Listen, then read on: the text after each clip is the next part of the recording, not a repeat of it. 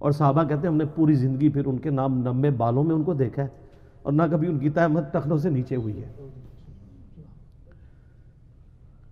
اور یہاں مسلمانوں سے آپ نعرے لگوا لیں جی غلامی رسول میں موت بھی قبول ہے. نعرے لگاتے ہیں نا. سلامتی ہے، سلامتی ان آنکھوں پہ جو ہدایت پہ نظریں جمائے بیٹھی ہیں، ان کانوں پہ جو ذکر خیر کے منتظر رہتے ہیں، اور ان قدموں پہ جو ہدایت کی راہ پہ گامزن ہے. السلام علیکم ورحمۃ اللہ وبرکاتہ. تو سنتوں کی کتنی حکمتیں ہیں، ان سے محبت کریں. تو اللہ خوبصورت ہے اور خوبصورتی کو پسند کرتا ہے. لیکن یہ ٹیشن ٹیٹ آپ ضرور رہیں، لیکن ٹیشن ٹیٹ وہ رہیں جو نبی الاسلام چاہتے ہیں، اپنی مرضی کا ٹیشن ٹیٹ نہیں. وہ ایک بڑی پیاری حدیث ہے، آپ سنیں گے جھوم اٹھیں گے. وہ حدیث ہے جی سنن ابی داؤد کے اندر، مسند امام احمد کے اندر، المستدرک الحاکم میں ہے. ایک صحابی تھے، ان کا نام تھا خریم الاسدی. وہ بڑے فیشنی صحابی تھے، بڑی لمبی لمبی انہوں نے لٹیں رکھی ہوئی تھی، جس طرح آپ کے ادھر پنڈی کے پاس کے ایک پیر صاحب ہیں، انہوں نے لمبے لمبے بال رکھے ہوئے اور بڑے خوبصورت کپڑے پہنتے تھے اور زمین پہ گھسٹ رہے ہوتے تھے. اب لاڈلے بھی تھے، بڑے فیشن والے بھی تھے، تو نبی الاسلام نے ان کو ڈائریکٹ نہیں کچھ کہا.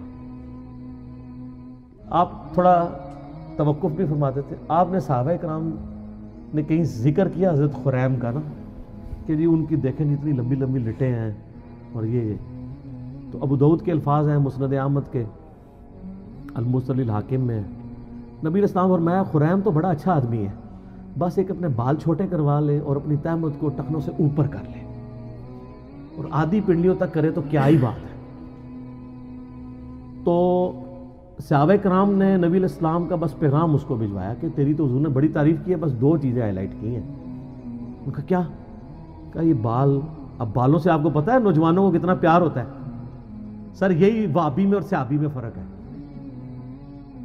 یہی بابی اور صحابی میں فرق ہے. آپ بابوں کے پیچھے چلتے ہیں، صحابہ کرام نبی الاسلام کے فرمان کے پیچھے چلتے تھے. آپ کی مسلمان عورت کو مرتے دم تک پردے کی اہمیت سمجھانی پڑتی ہے. صحابیات کو ایک دفعہ پتہ چلتی تھی، وہ کہتی تھی لبیک یا رسول اللہ، یا رسول اللہ حاضر ہیں جو آپ نے کہا، سمعنا واطعنا. تو حضرت خریم نے اس طرح لیا اور اپنے بال جو ہیں وہ کانوں کی لو تک کر دیے. بالوں سے کتنی نوجوانوں کو محبت ہوتی ہے.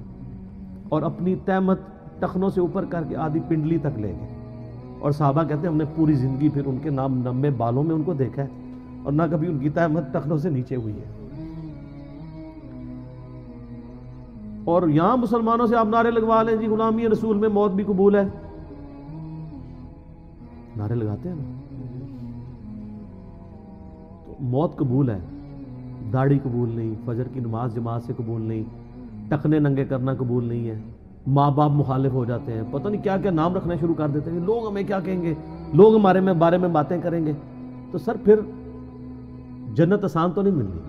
یہ اہمی تو نہیں آپ کو پڑھایا گیا، بخاری مسلم میں حدیث ہے تم مومن ہی نہیں ہو سکتے جب تک کہ میں تمہیں تمہارے ماں باپ، تمہارے بیوی بچوں، سب لوگوں سے بڑھ کر عزیز نہ ہو جاؤں. اور بخاری مسلم میں حدیث ہے ایمان کی حلاوت اس نے چکھی جس کو اللہ اور اس کا محبوب صلی اللہ علیہ وآلہ وسلم دنیا میں سب سے بڑھ کر محبوب ہو جائے.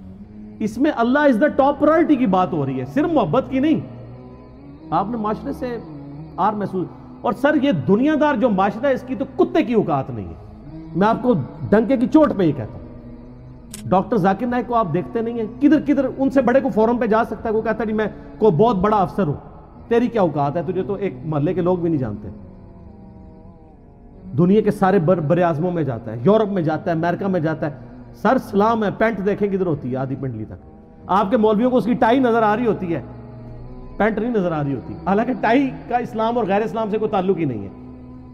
یہ خام خواہ اس کو بیچ میں گھسیڑ دیا ہوا انہوں نے. ہاں سلیب لٹکانا گناہ ہے اور یہ سلیب کا نشان نہیں ہے. آپ کے علماء نے واسکٹوں میں جو رومال رکھے ہوئے ہیں یہ کیا ہے؟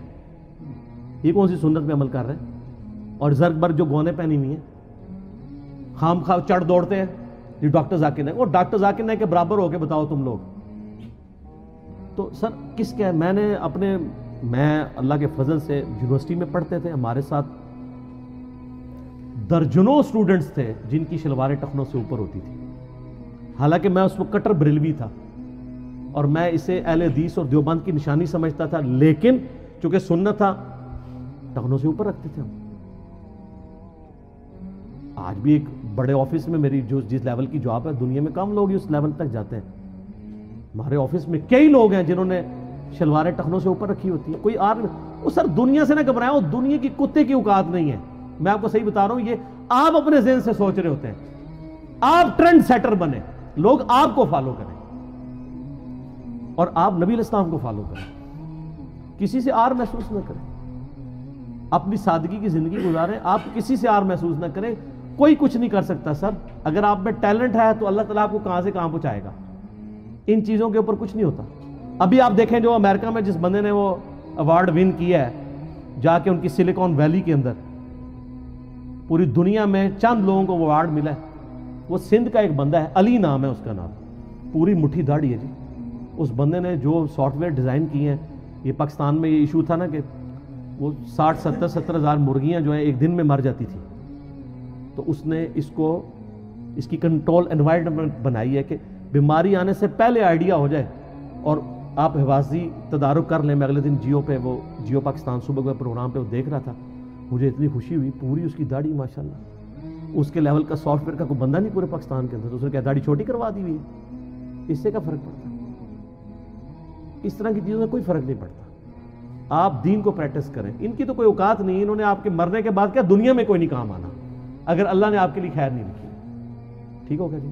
اللہ تعالیٰ سے دعا ہے جو حق بات میں نے کہی، اللہ تعالیٰ ہمارے دلوں میں راسخ فرمائے۔ اگر جذبات میں میرے منہ سے کوئی غلط بات نکل گئی، اللہ تعالیٰ ہمارے دلوں سے ہی محو کر دے، ہمیں کتاب و سنت کی تعلیمات پر عمل کر کے دوسرے بھائیوں تک پہنچانے کی توفیق عطا فرمائے۔ سبحانک اللہم و بحمدک، اشہد ان لا الہ الا انت، استغفرک و اتوب الیک، وما علینا الا البلاغ المبین۔ جزاکم اللہ خیرا، احسن الجزاء۔